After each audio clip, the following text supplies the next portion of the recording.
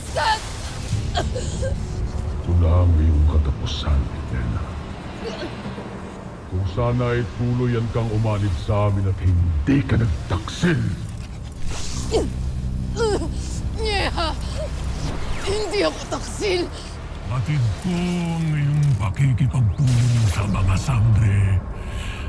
Ano ang iyong karapatan upang pangunahan at pigilan ang aking mga plano, Mitena? Nakala mo ba ikaw pa rin ang pinagpapakapangyarihan sa Encantadia?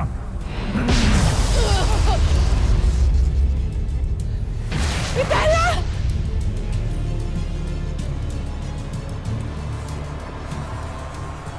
Corei sangre. Dahil tuwi. Nyeha! Nagkakamali ka, Panginoon! Ikaw ang nagkakamali. Kaya't damhin mo ang sakit at siklam ng aking parusa.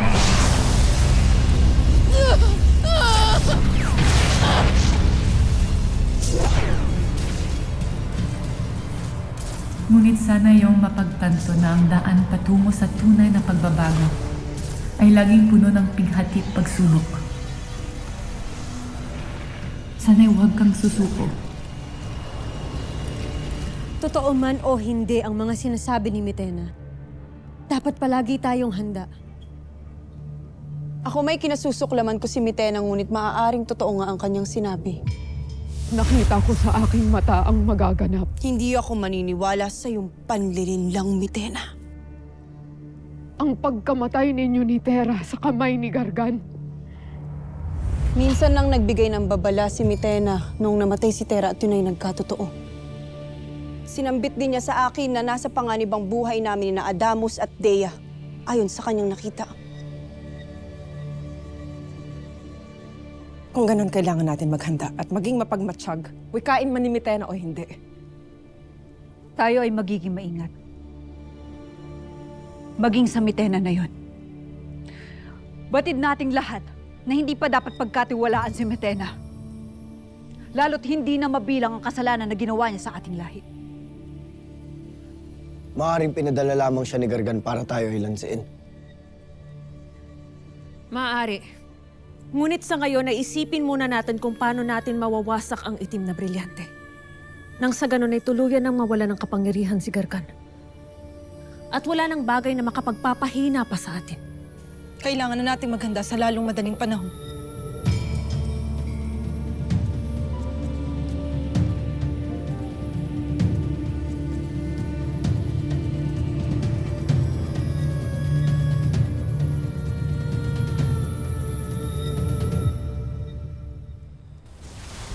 Gusto na, Panginoong Gargan! Kailanman na hindi kita pinagtaksilan, hindi ako gagawa ng anumang bagay na ikagagalit mo o ikasisira ng iyong mga balak.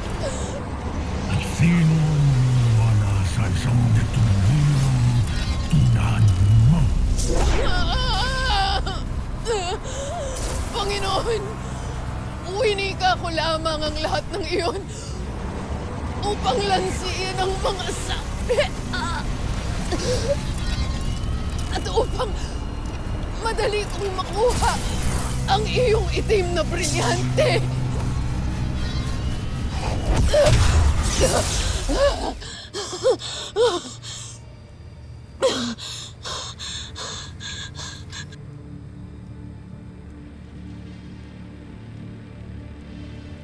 Kung ganon, patunayan mo ang iyong winika. Warka, bawiin mo ang aking itim na brilyante sa mga sangre at ibalik mo ito sa aking mga kamay upang maumpisan na ang pagkawasak sa buong Encantadia. Masusunod, Panginoon. Ngunit maaari mo ba akong bigyan ng sapat na panahon? Si Gargan? Nandito na siya? Ibig sabihin nanganganib na ang Encantadia.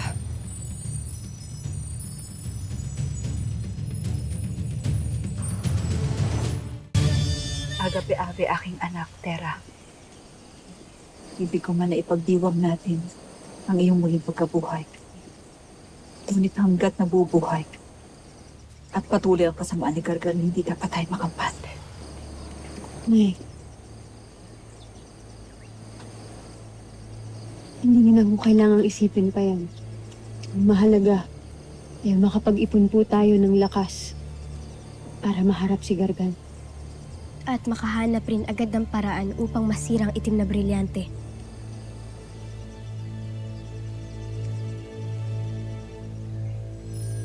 Mga mahal na sangre, isang masamang balita. Nakarating na si Gargan dito sa Encantadia. Nakasunod agad ang Pasnaya. At narinig kong nais niyang mabawi ang itim na brilyante upang tuluyan ng mawasak ang Encantadia. Kung gayon ay tama ang pasya ng aking mga kapatid na ihanda ang bawat kaharian.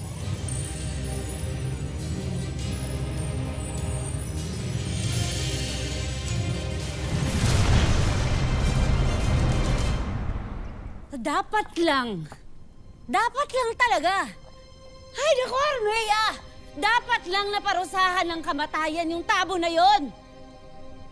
Pagtangkaan ba naman ng isang sangre, isang hara? Ang kapal ng mukha niya. Ha? Tapos natataka siya? Oh my gosh, the nerve! Alam mo sino naaalala ko sa kanya? Si Gurna. Para siyang si Gurna. Oh my gosh. Huwag ka na mag-alala, Lira. Patuloy na ang pagtutugis ng aking mga kawal kay Tabon. Aba, dapat lang, Armeya. Sorry. Sa tinagal-tagal ko dito sa Encantadia, pinalaki ako na dapat nagre-respeto ng mga konseho na kagaya niya. Lalo na yung mga senior citizen. Halata namang senior siya, di ba? Pero, yung tabo na yun, nang sasagad. Sobra-sobra, hindi ko kaya. Pero buti na lang ligtas ka. Yun naman ang pinakamahalaga. Ang galing mo. Nahuli mo ang kataksilan ni Tabon sa'yo at sa buong kaharian. Grabe, totoo na.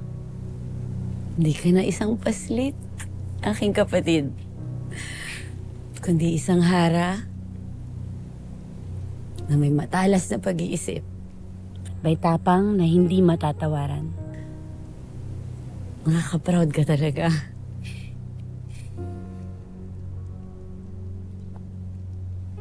Sabi sa Laesh pa. Sisi. Huwag nga umiyak.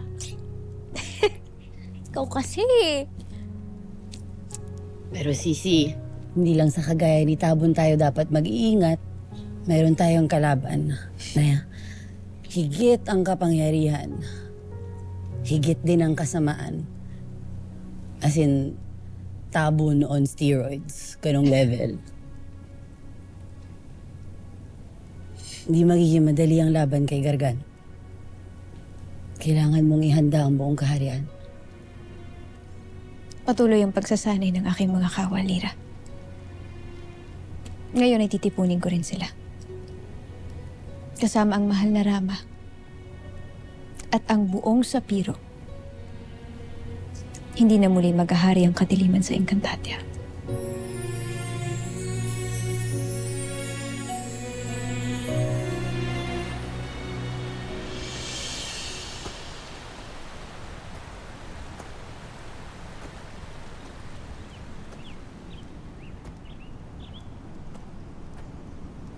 Buo na ba ang ating hukbo?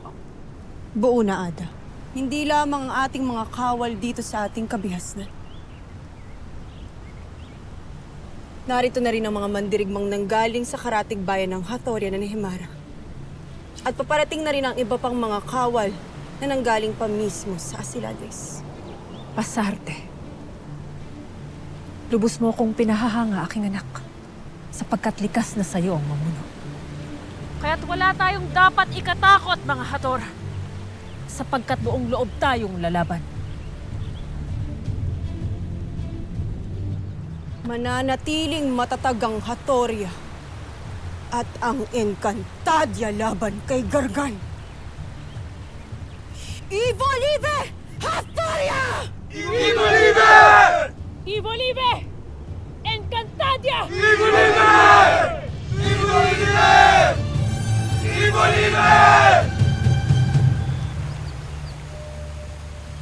Wala man tayong alam sa pakikipaglaban.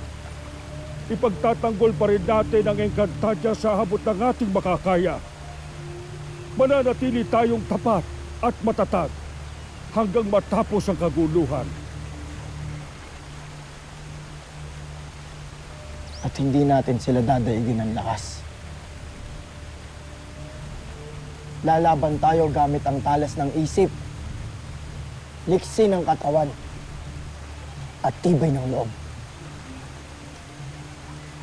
Narito rin si Mantok at Tukman upang magbantay at magtanggol sa Adamya. Siyang tunay, pangako Sangre Adamus.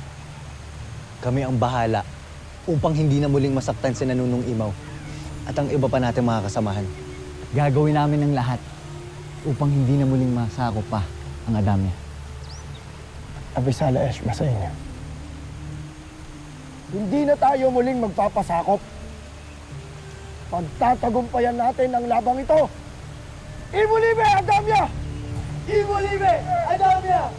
Ivolive Adamya! Ivolive Adamya! Ivolive Encantadia! Ivolive Encantadia! Ivolive...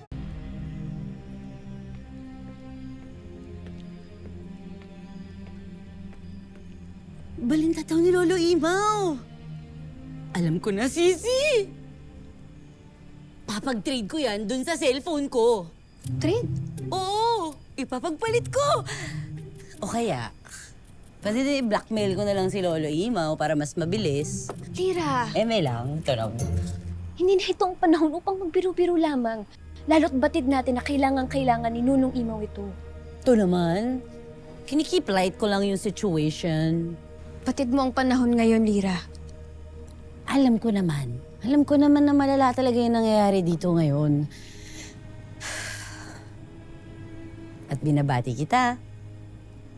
Napakagaling mo, Sisi. Dahil nahanap mo yan. Kaya pasarte ka talaga. Proud na proud ako sa'yo. Abisala Eshma. Pero wait, hindi ko pala mahahawakan yan. Kaya kailangan natin ng tulong ni Hara Alena. No, if the problems.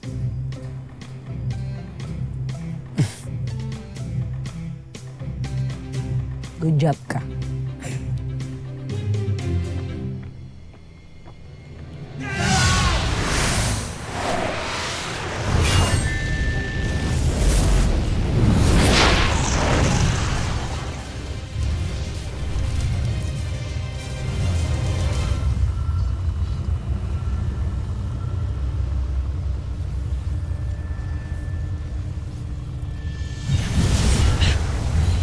Saan ka pupunta?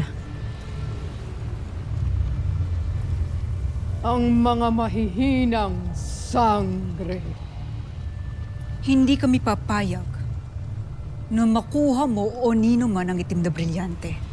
Wala nang sino man ang dapat pang magmay-ari sa itim na brilyante. Panahon na para wakasan ang paghahasik ng kadiliman.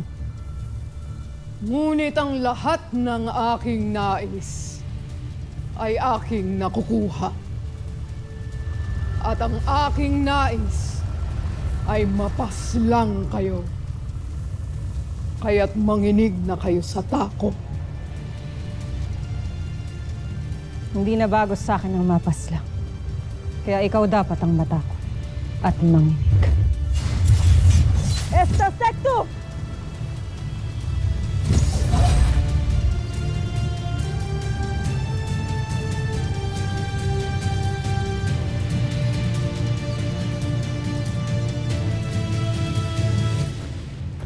Talang Gargan. Ikaw ba'y nakatitiyak na magtatagumpay si Mitena sa pagbawi ng iyong brilyante? Lalo na't wala na siyang kapangyarihan. Zauro, hindi pangkaraniwang nilalang si Mitena. Marami na siyang pinagdaanan mula isilang, kaya't kakaiba ang kanyang tapang at pagpupunyagi. Nakatitiyak akong may babalik sa akin ang aking brilyante. At sa sandaling mangyari yun, wala nang makakapigil pa sa akin. Isa-isa kong wawasakin at bababagsakin ang bawat kaharian sa buong Encantadia.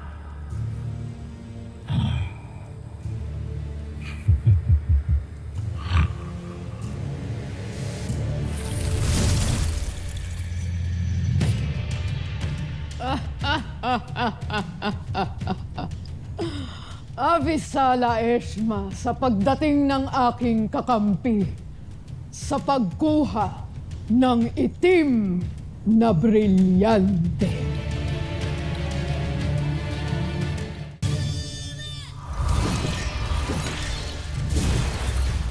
Ano ang ibig sabihin nito, Mitena? Ikaw ba'y bulag? O hindi mo lang matanggap na ikaw ay naisahan? Traidor na Hagor.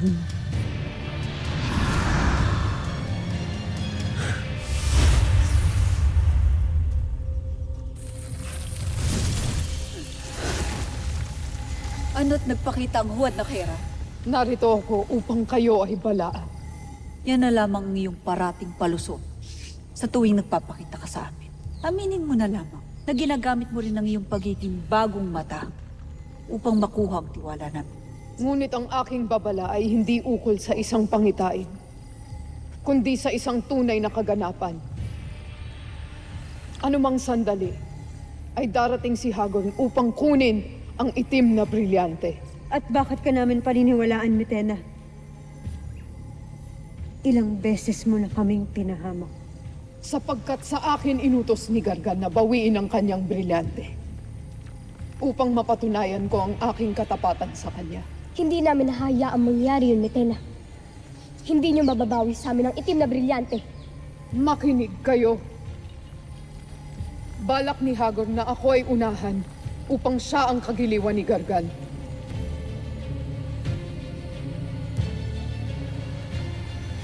Nasabi ko na nga ba? Hindi ako nagkamali. Isa kang doble cara.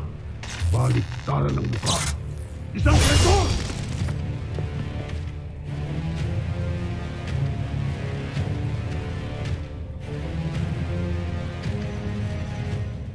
Hindi mo alam kung saan ka lulugar. Palibhasa wala kang lugar dito sa Encantadia. Dati ka nang ipinatapon, hindi ba? Pero pinagsisiksikan mo pa rin ang sarili mo dito sa Encantadia hanggang ngayon! Kung inaakala ninyong lahat na madadaig ninyo ko sa inyong mga palabas, nagkakamali kayo. Akto!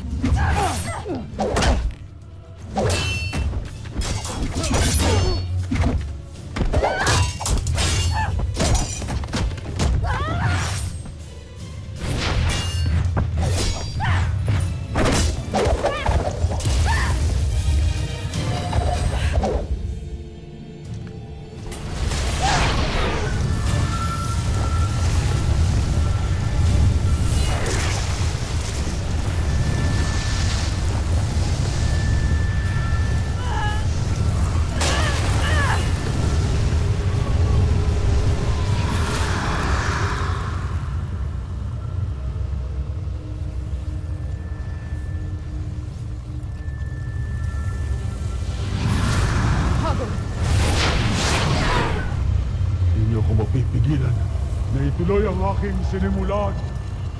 Ang itim na brilyante! Ira, bakit ikaw pa ay nagigiliwan kung ako? Hanggat ako nang tatapos sa nag-iisang sumpa sa ating lahi. Sumpa na nagdala ng kasamaan sa Hatoria at sa buong Encantadia. At ikaw yan, Hagon. Kaya nararapat lang na mawala ka na habang buhay!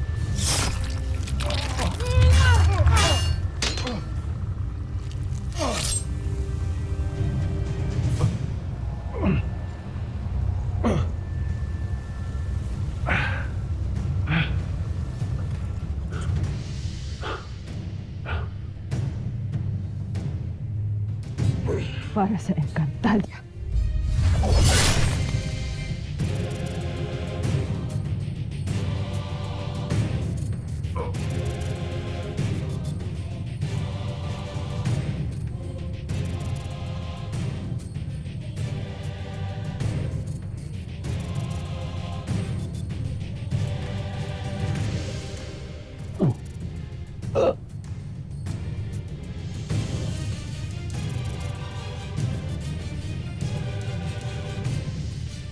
Para rin sa akin, Ama.